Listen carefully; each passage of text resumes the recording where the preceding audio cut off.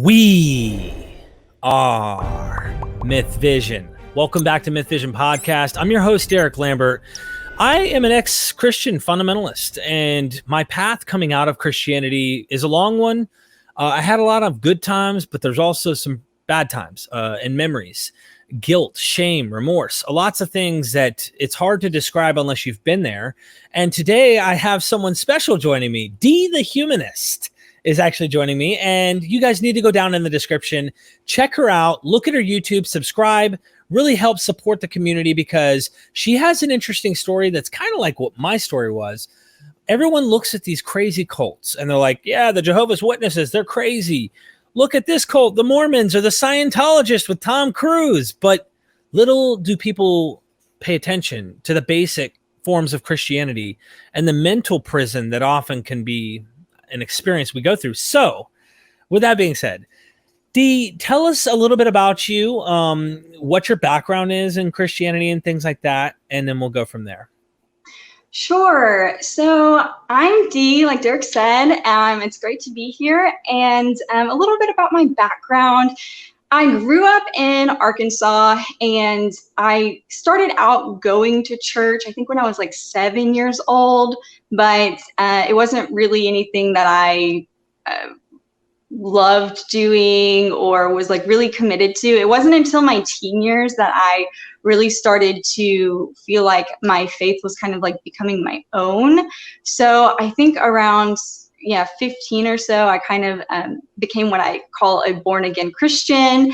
I grew up in evangelical Christianity. I don't know if my denomination had a specific name, so we just said non-denominational, but it's definitely not like the charismatic type of yeah, it's just, we just said non-denominational. I think it was pretty similar to Baptist, although we didn't subscribe to some of the same things that Baptist subscribed to when I was a teenager, when I first became what I call a born again Christian.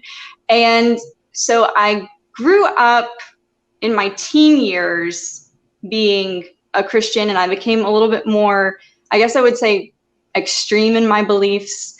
And I went off to college, and that's kind of where my most serious years were as a Christian. I was really interested in being involved in like mission trips and sharing the gospel with people on campus. I was involved in this organization at my college called BCM, which is Baptist Collegiate Ministries. It was the largest organization on our campus, actually. And yeah, I just got really involved there and became a mentor to younger students at that organization. I was on our college worship team. So I would, at one point I was like singing and being in our like freshman band, but then I moved to actually creating like the structure for our college worship nights. And then I moved on to, we would call them family groups. And so they would pair a guy and a girl together, and we'd kind of be the parents of this new incoming group of freshmen, and we would teach them different things about the Bible, have different topics, and then they kind of like became our family. We would have these events where we would have them over to our apartments. And I'm surprised you were so faithful during college. I mean, I'm not surprised.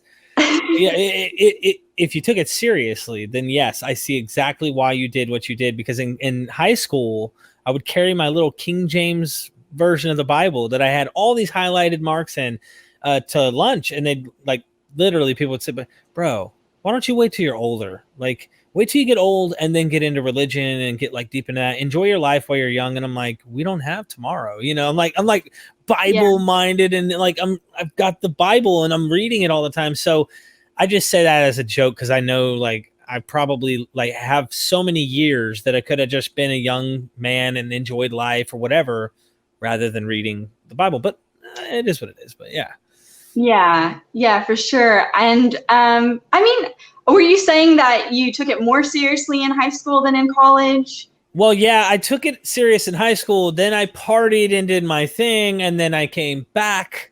So it's a little different for me, probably. But you went through like the opposite way. Yeah. Yeah. So you were partying and then you got serious, or? No, actually, I was just saying, like, I was serious at first, and then I flipped and went, I guess, party mode, like, after I left Christianity. But yeah, no, I was very serious about it. So my background, like growing up, like my childhood and my teen years, I went through a lot of traumatic things. Like I was moving from family to family. So I wasn't like, I didn't have like, it was very tumultuous. So when I was introduced to this one family, they were very, very religious, and they were from up north. So I don't know if they had like Mennonite background or anything like that.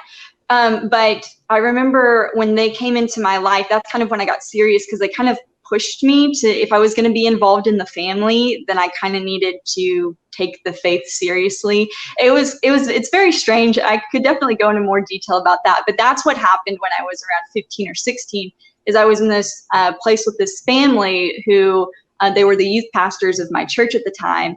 And they kind of pushed me in the direction of becoming more serious about my faith. And I think after all of that, eventually I kind of broke down and I just accepted it.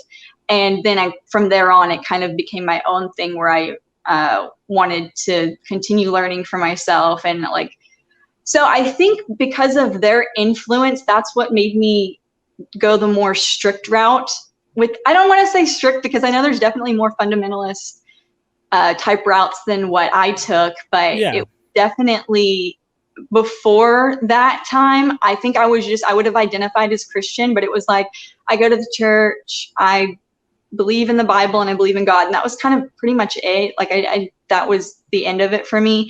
But I became more strict after them being in my life. And then I went through more tumultuous things, and all of those tumultuous things led me to like be like even stronger in my faith, just because I didn't really have like family background. So like I like tied myself to God. Like that was kind of why it was such a big deal to me, because I really didn't have anything else. Yeah. And so it pushed me in that direction, and like, I believed it. It was a father that you didn't have. It was it was a mother, it was a father, it was a family. And when you praise and you put your hands up and you're going, please God, you know, you're like saying, Daddy, pick me up, really is what you're doing. But it's really interesting to hear you say that. Let me ask you this. So you're really, really serious. And I want to dig into how serious just for a moment. And I'm talking college years. So you're like reading your Bible, not like I read a verse with the pastor on a Sunday. You're like in John chapter 5, like you're really like digging in to try and find out from the Christian worldview.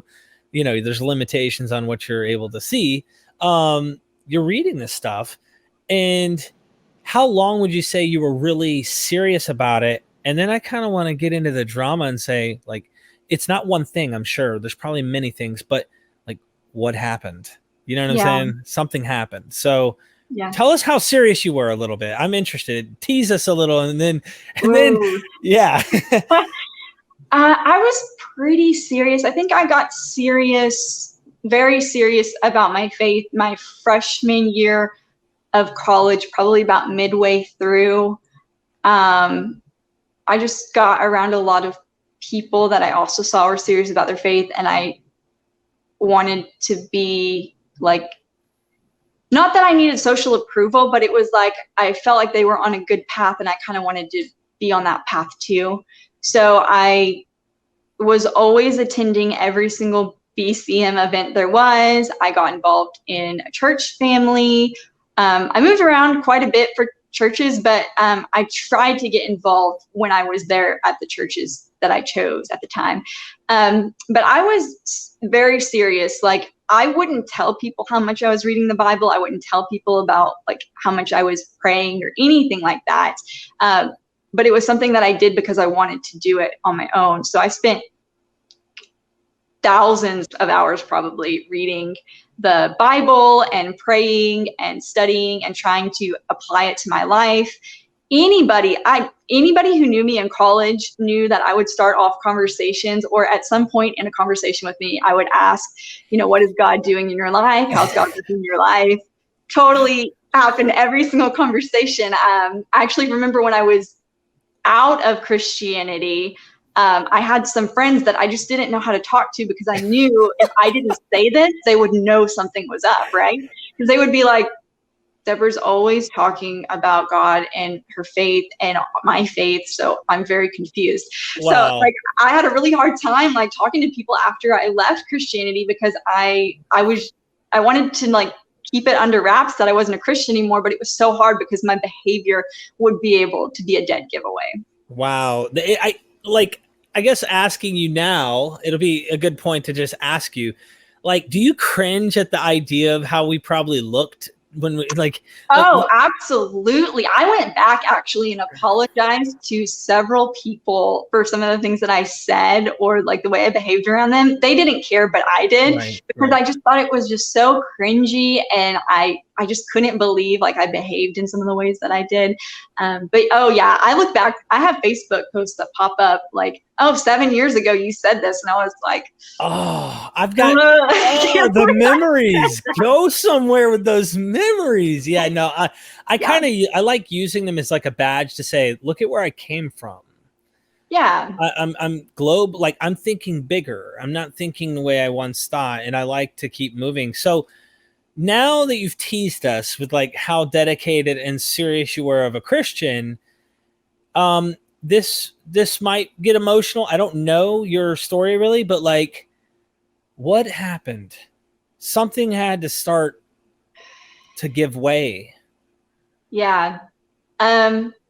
Well, going back to how I was very serious about my faith, I spent a Thanksgiving, I think my junior year of college, by myself on campus. Everybody else left. And I did this Bible study just by myself, spending time with God for a week. And during that time, I felt like God was telling me like to not be scared of like living life, and to like not be scared of serving him and whatever he calls me to do. And I got this thought in my mind that I needed to go to Australia. I have no idea where it came from, but it was like, Lord, what do you want me to do? And going to Australia for me would be very scary, because at the time, I had never left the United States. I didn't want to go overseas anywhere. I kind of was like, I'm in the US. It's the best place in the world. Why would I ever want to leave? I know that's a weird mindset, but that's where I was at the time. And I don't want to fly over the ocean. I'm so scared of dying on, on an airplane. I don't want to go to Australia. There's a lot of like dangerous animals and insects there. Like, I don't want to go there. But I felt like God was calling me. So I was like, okay, like I will do whatever you want me to do, Lord. It was so weird. It's so weird me saying that right now, but that's what I thought I needed to do. And then all of a sudden, like the next school semester in January, I started telling everybody about what God had told me. And I was like, I don't know when this is going to happen, but I feel like God is calling me to do this. And then like through a series of steps of like telling one of my friends who got me in contact with our study abroad office, who said they had a new program available where that just started, and they have options for going to Australia, but the deadline was coming pretty quick. Like I needed to put in my application and pay for everything like that week. And there was no guarantee that I would get my first choice of going to any of the schools in Australia. It's kind of like you list out your 5 schools that you want to go to, and they, whichever schools are sending students over and you are matched for, like that's the country that you go to or whatever. So I didn't expect to get my first choice of school. I filled out 3 schools from Australia and 2 schools, like one from Fiji and one from South Africa. In case God didn't want you to go to Australia, I got to go to Fiji. You know what I'm saying? I'm just kidding. Yeah, exactly. So I wasn't sure exactly what was happening, but I was like, the Lord opened up this door. That's what I thought. The Lord opened up this door. And so through a series of steps, I eventually ended up later that year in Australia. And through the whole process, I was telling everybody at my church, I was telling everybody at the BCM, what was going on. And I felt like this was like a mission trip that God was sending me on for some reason. He wanted me to go to Australia, and he wanted me to share the gospel or do something over there. I wasn't sure. And so everybody was like really supportive of me, and people were financially helping me. I was doing fundraisers by like selling bracelets, and people were more than more than happy to buy those and just give me extra funds. And so I ended up in Australia. And mind you, I was a poor college student at the time, so I didn't have a lot of money. So that, and then I think I don't know, I got funds from like scholarships and stuff to go do this. And so it just felt like everything was falling into place. Well, I get over to Australia, and at first I did feel like God was calling me to like be a light for my roommates, because in Australia, I don't know how much you know about. I have some good Australia, friends in Australia, but yeah, so the culture there is a little different. Christianity is just not as well, it's a lot different, but as far as like religion goes, Christianity just isn't as important as it is here. So the churches that I was going to were a lot smaller than they are here. I had a harder time getting involved in organizations like I would in the United States, but I was trying really hard. Like immediately, as soon as I got there, I got on a bus and tried to find a church and have it drop me off at one. And like, I was like super serious about getting grounded somewhere in Australia, but the culture was just a little different. I eventually did find some good friends who were Christians, similar to how I was back in the US. And anyway, I got involved with them. So with that, and then my roommates, I just thought that I was on this like big quest of like sharing the gospel. And I mean, my roommates, they already knew about Christianity, but it wasn't like important. One of them was a Christian, but she basically, like from my perspective, had backslidden. So I felt like it was like my job to kind of get her back. I know exactly. Like when we're that serious and we see others aren't, it's really easy to judge. It's so easy to say, you're not doing shit. You're not really living your life for Jesus. Like there's you saying you believe, there ain't no way. Actions speak louder than words. And I could see that. Well, and I called this roommate out on it, but in a nicer way, but I definitely was pushing her. And that's one of those things that I look back at now and say, oh, I cannot believe that I behaved that way. Like, I'm sure I didn't come across as mean, but maybe a little pushy. And then some of my other roommates, one of the other ones, she was like Anglican, or her background was Anglican. But I remember one time we were in the living room and we were like, she loved gay cowboys. That's what she said. She's like, I love Brokeback Mountain. And I was like, you cannot watch this. Like, oh my, you cannot like watch this in your apartment, because I was like, so like, this isn't okay. Like, this is like of Satan type thing. Like, you know, I wouldn't have said that, but I definitely was like, this is not godly. So I was like trying to get her to change her perspective on things. So it was just a weird situation. But anyway, while this was all going on, I was also introduced to some atheists in Australia. Some of them were friends of my roommates, and they would come in and they would like have conversations with us. And so that was kind of my first introduction to like atheists in my everyday life. I mean, I did have some atheists in my life in high school, but I saw them as, I don't know, like, not that there was something wrong with them, but I just didn't think the path that they were on was honorable. So I just didn't even like bother to, I don't know, listen to anything that they had to say. But then in Australia, I was introduced to these people, and I don't know, I think I kind of just started to listen a little bit. I was a little bit more open to listening when I moved to Australia, because going to a different country, just, you have to start seeing things a little differently. Anyway, sorry, I feel like I'm going on rabbit trails. Well, no, I mean, look, let me try and hone you in, right? So you obviously are slowly starting to do what I did, whereas like I started to listen. For years I wasn't listening. I mean, I was listening to respond, listening to give a defense, but not like the words they were saying didn't really pierce to give me any, like, I wasn't actually considering anything they said. Yeah. You began to like say, like, actually potentially honestly consider what maybe was being said, and like with those Yeah. seeds planted in your head, so to speak, or?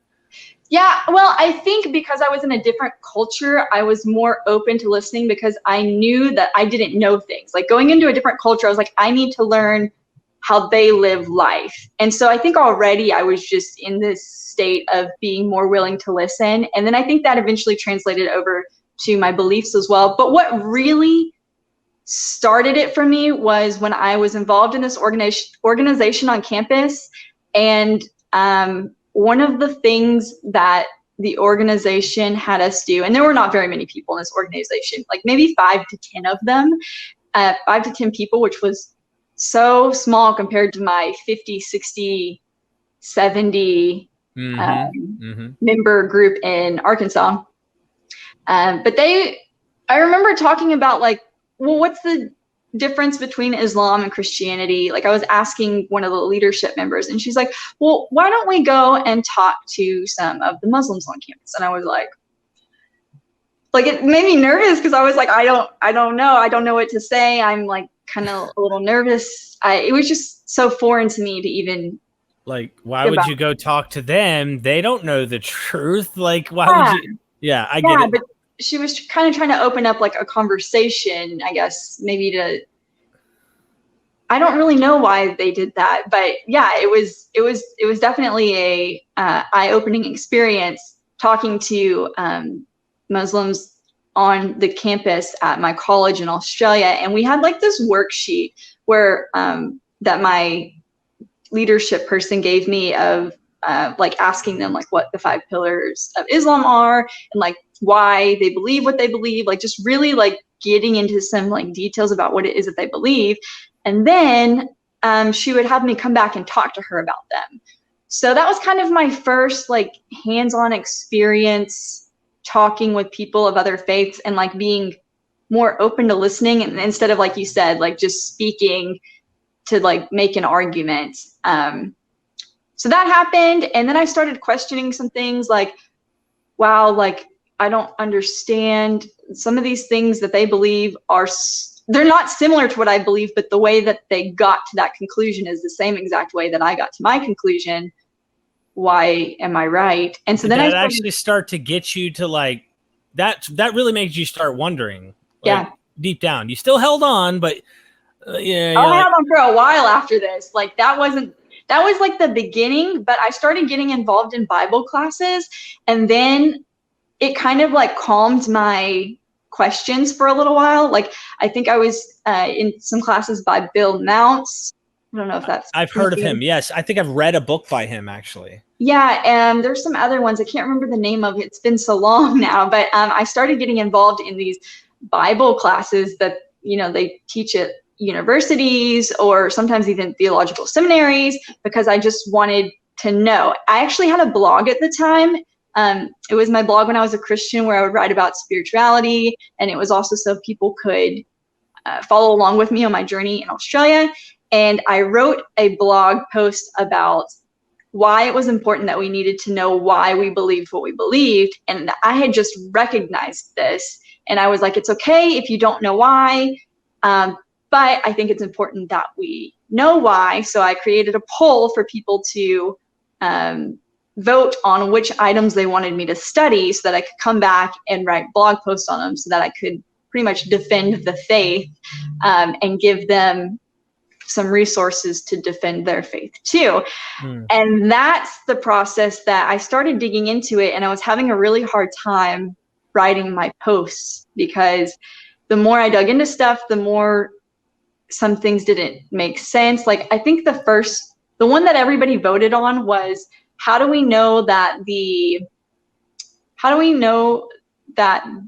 books in the Bible that we have are accurate? Or it was something, what is the, gosh, I can't remember right now, but it was, how do we know that what we have is the same as the original? Authentic. Yeah. Or like, yeah.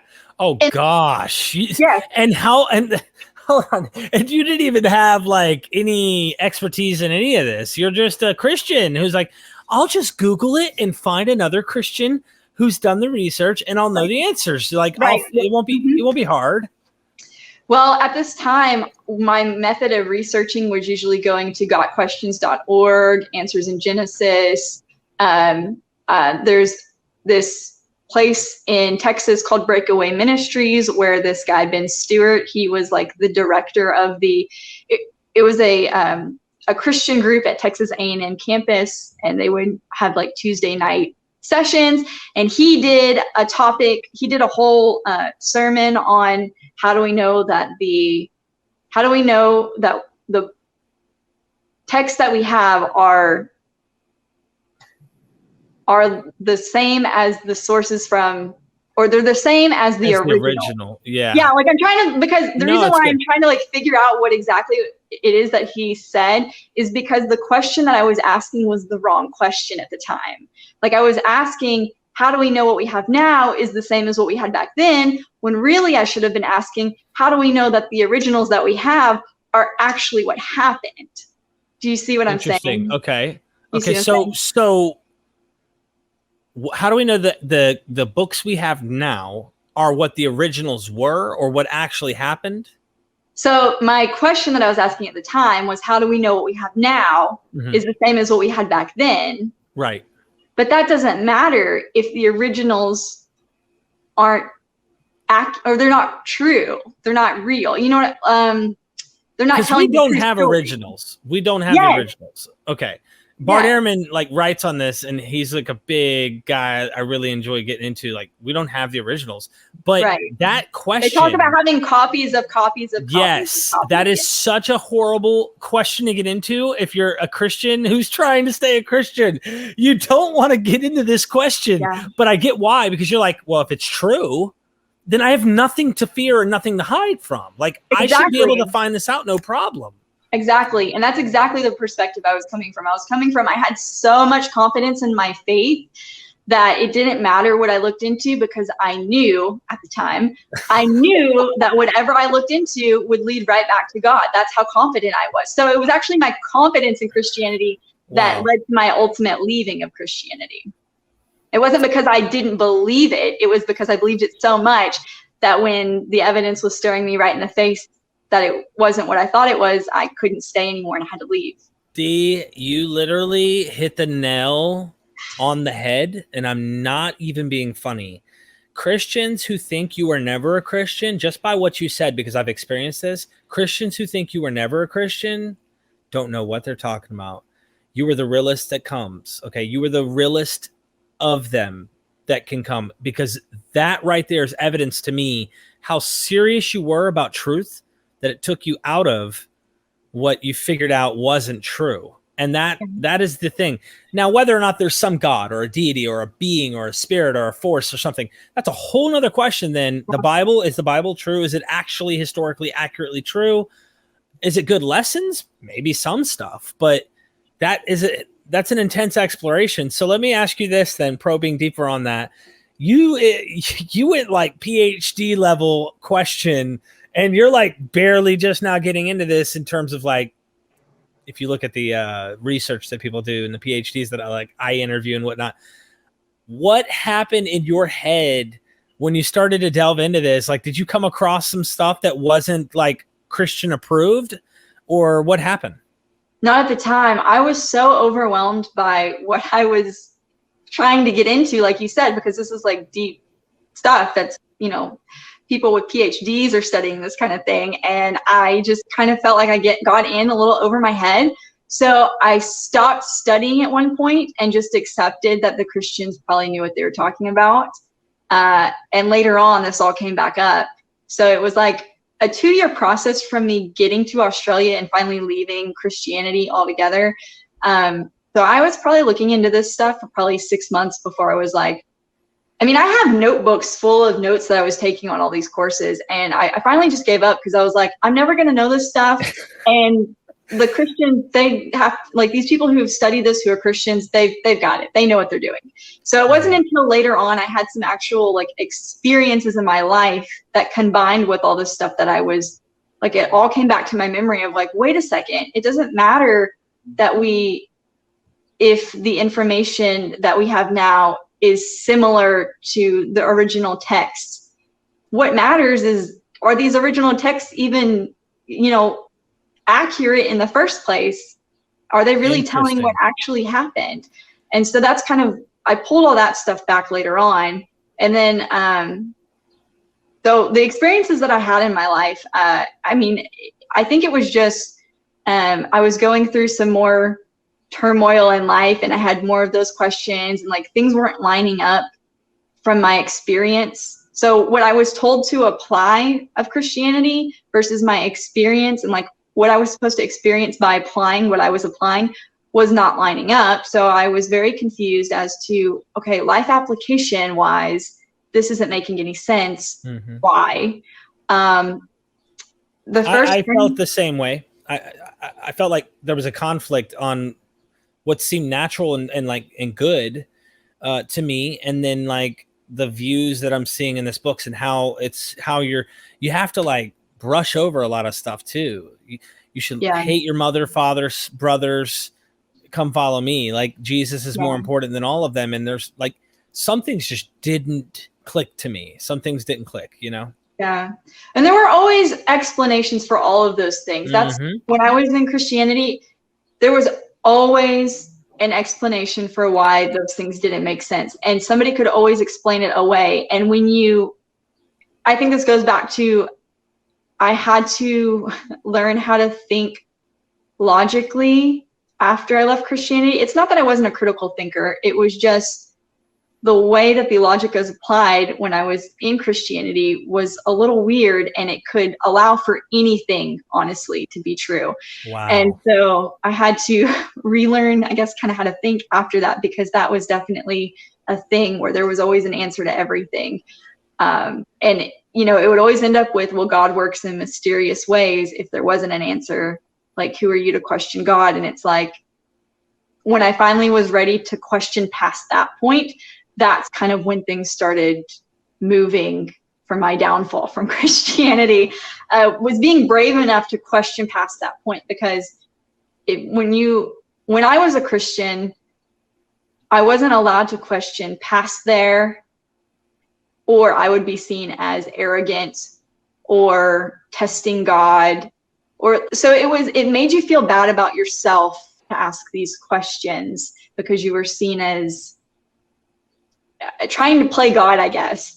And I got to a point eventually where I was able to ask those questions, because I was like, look, if God created the universe and God really does care about me, like I think he does, he is not going to have a problem with my questions. He's not going to have a problem with me questioning past. God works in mysterious ways. And if he really exists, like, he's going to give me good answers because he cares. And so then that took away the fear of asking past that point. And then that's actually, that's when I started discovering things like the Exodus didn't happen as it is written in the Bible. Right. The ark, the flood could not have happened the way that it is written with what we know about physics and weather and a lot of things, all kinds of things. Yes. Yes. And so that's kind of, so that's how I discovered all that stuff. It took a lot of courage to move past a lot of these things that evangelical Christianity specifically kind of creates to have a hold on you so that you don't leave. I don't know why it's been placed the way that it is, but there were definitely some areas of control that I didn't realize until after I left. And we were talking about. Oh, go ahead. Sorry. No. I was just going to say, we were talking about cult-like behavior, and I don't necessarily think I was in a cult, but there's definitely the bite model. I can definitely point out different points on the bite model where what I followed definitely qualified. What are the behavior control, information control, thought control, and emotional control? What I was involved in definitely had elements of those, but wasn't fully controlling, like maybe something like Scientology, or I don't know how bad Mormonism is with that kind of thing. Or no, what's a good one? What's that Jehovah's one? Witness? Jehovah's Witnesses. Branch Davidians, you talking about? Like Branch Davidians or things like that. Funny thing, fun fact, I was actually in a Jehovah's Witness church until I was 6, or Kingdom Hall until I was 6 years old. My mother was a Jehovah's Witness, and when I lived with her, we would go. I don't remember much about that experience. I don't know if I was allowed into the actual place where they like did their normal sessions, but I remember being at a Kingdom Hall. Yeah. Wow. Yeah. So you were at a young age. Now, when you left, when you finally like, I'm sure you were like me. I'm pretty sure. I can't say, but I'm pretty sure. Once we saw behind the curtain, we saw the magic trick, and we're like, oh man, I know exactly how they do this. Like, I see the problem. Did you kind of obsess for a while over like trying to figure out like how much of this is probably not true? And did you have kind of a freedom? Because I was afraid to listen to those guys like Richard Dawkins, and I wouldn't listen to any of these. Christopher Hitchens, he was evil. He hated God. He didn't really want the truth. There were many atheists out there I never paid attention to. I ignored because of my faith. Did you ever like take them and say, all right, I'm going to look at what they say now and really consider? Or how did it work for you when you left? Like, as you started seeing problems with the flood, problems with the Exodus, was that it? That's all you needed? Was enough of that? And then you were like, I'm out? Kind of, because the way that I viewed Christianity was, if I can't believe all of it, then I can't believe any of it. Like, if all of it's not true, then how do I know which parts to trust and which parts not to? And so I was kind of out. I started watching, Jacqueline Glenn was the first YouTuber that I ran across, and she was an atheist, and I started listening to her talk about just different topics. And so for me, I didn't care as much about like the philosophical arguments or any of that kind of stuff. Yeah. I care about practical application in life. So everything in Christianity for me was all about, is this true, and can I practically apply it, and is it still true in practical application? And that's how I kind of judged what was true about Christianity and what wasn't. I didn't care about the philosophical stuff. In day-to-day life, it doesn't matter. What matters is your experience. But I also know, like, you can't find truth based on experience, because experience is subjective. But if it's true, it should be true in experience as well. You know what I'm saying? Yeah. Makes sense? That makes sense. So I really like Jacqueline's stuff because she talked about more like day-to-day life, what it was like, or what type of topics people care about in the day-to-day living sense. And I was interested in listening to her, but it definitely felt taboo at first. I felt very strange listening to an atheist, and I was uncomfortable with some of the things that she would talk about, or the way that she would talk, because I didn't curse as a Christian. I didn't drink as a Christian. I was like, even my thoughts, like I tried to keep them like as what I would have called back then as pure as possible. So even like in my mind, like even thinking something like that I thought was wrong was just like, it just felt very uncomfortable for me as I started leaving. And so I started watching her stuff, and then I discovered a couple other atheist YouTubers, but I didn't call myself an atheist at first when I left Christianity. I didn't know what I believed when I left. At the time, I thought maybe there was a God, or I didn't know, but I just knew that it wasn't this one. Like, this one doesn't match up. Add up. Yeah. Yeah. But maybe there could be a God, but I don't know. So I think when I first left, I would have considered myself still a theist, but just I didn't know what kind of. That was me. I was the same way. I think I was something like that. So you went from theist, and you started to obviously get more comfortable with, things that you would never even think. It wouldn't be allowed to think in your own head. And then you left the church. You felt freedom? I mean, when was it painful at first? Yeah. Or how did it work? All of it. All of those emotions like kind of hit at the same time. Before I left, I just had a lot of stress because I couldn't figure out what was true and what wasn't. I was trying to figure out the whole idea of the Holy Spirit. Like on my YouTube channel, I talk about my experience with the Holy Spirit, and then why I don't see that as a real thing, or like it wasn't the Holy Spirit that I thought it was, and the reasons why. Well, during that time, before I fully left Christianity, I had just moved to Texas, and I was struggling with how the Holy Spirit works. How do I know I'm hearing from the Holy Spirit? So I was just in a very stressful state in my mind of just severe cognitive dissonance, and I felt almost like frozen, like unable to like move, because I just didn't know what was happening to me and why I couldn't move forward, and all these things were starting to not make sense. So it was very difficult. I remember thinking that I could not think that this was not true, because if I thought it wasn't true, if I think that God isn't true, or this God isn't true, or the Holy Spirit isn't true, that's blaspheming God. And like, if I do that, I'm going to hell. Like, that's the ultimate sin. Like, you can do anything, not that I just went to sin because I felt like it, but you could do anything except that, because once you do that, there's like no turning back and you're going to hell. Like, that's what I thought. And so I had this severe like fear of hell, but it didn't last very long. It lasted about maybe like 3 weeks, where I was very scared of like, I'm going to hell now. So like, as I made the transition, it was almost like I didn't make the decision myself to leave Christianity. It was, I started looking into what other people said. I started to see the things about the Exodus. I started to see the things about Noah's Ark. I started to be like, well, could this still be true and those things not be true? And I was like, no, like, this doesn't make any sense. Can you imagine if all the stories aren't true, literally, like the parts that really make us go, God is great. Look what he did. This miracle he did. Look at this miracle. If all that was true was Babylon conquered Israel, and then Cyrus the Great in Persia allowed them to go rebuild, like basic stuff that happens every day, or even potentially just happens in history. Men make treaties and find ways to get along, or whatever.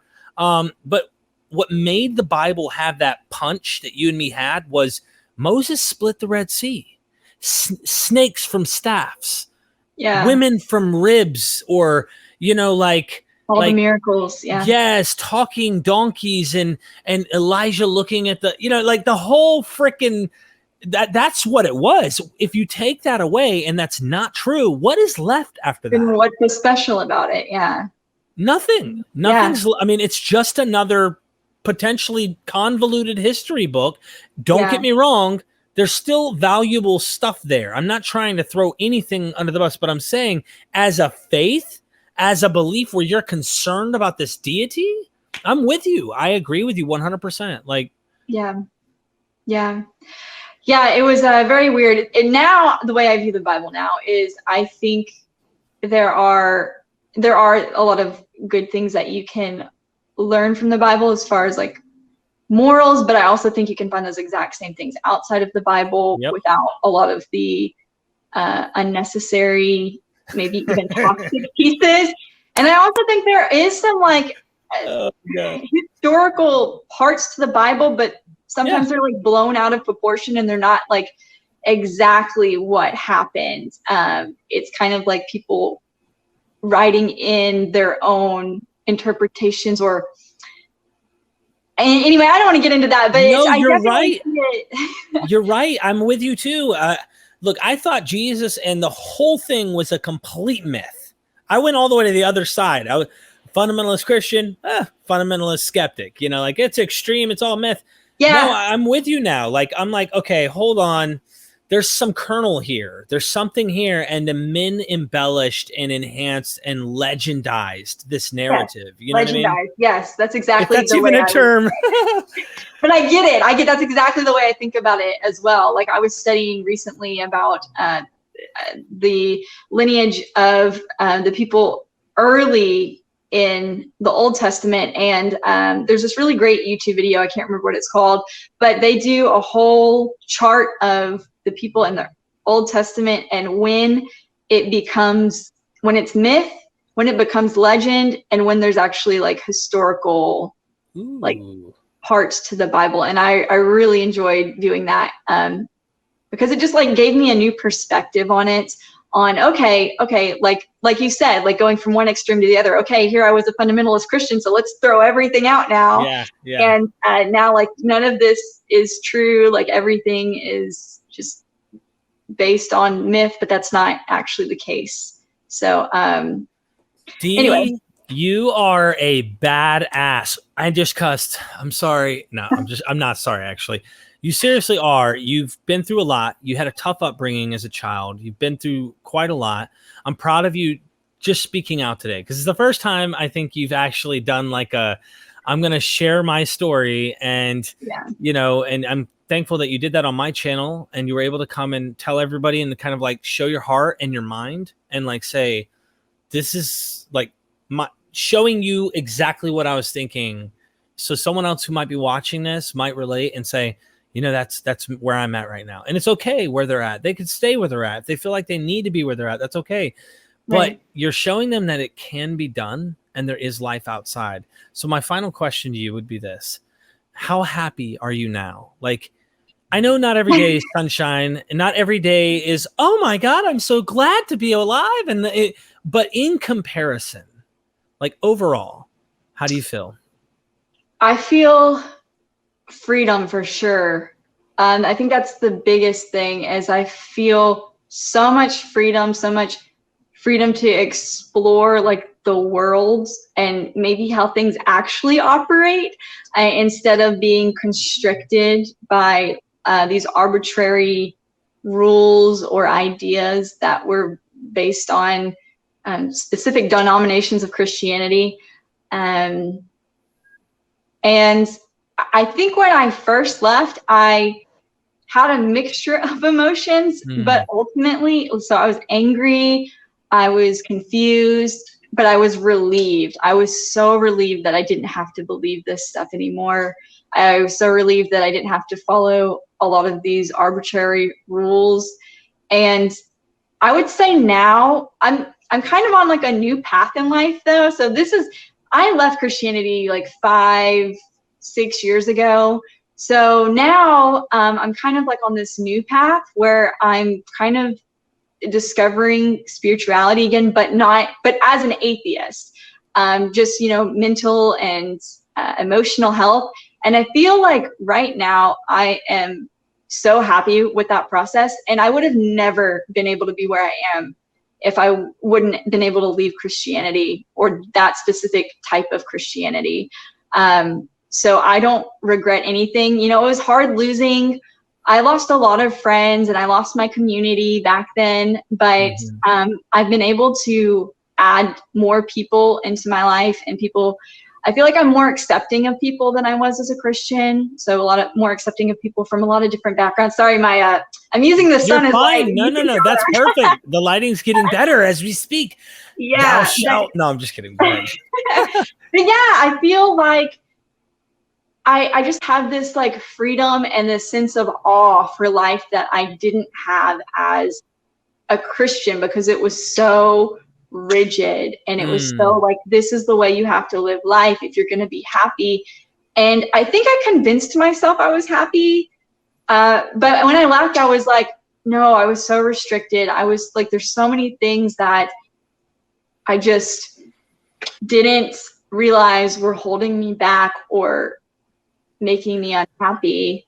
Right. And when I let those go, like, yeah, it like opened up this new world where I could explore and I don't know, like, discover my own purpose. I really do love this. This is wonderful where you're at now, and you don't have to have the label atheist. I mean, look, right. It's like, if you feel like you have to explore something, explore it. I think that constantly practicing, that critical thinking that allowed you to, realize when something wasn't true and keep applying that on every type of worldview you get to, there's some things that are just practically good for you. I told this to a buddy of mine today. I'm like, I wrestle back and forth between, complete natural or materialism. Is everything based off natural processes, evolution, the whole nine? Did the universe pop out of existence, if you will, from a quantum mechanic theory or something?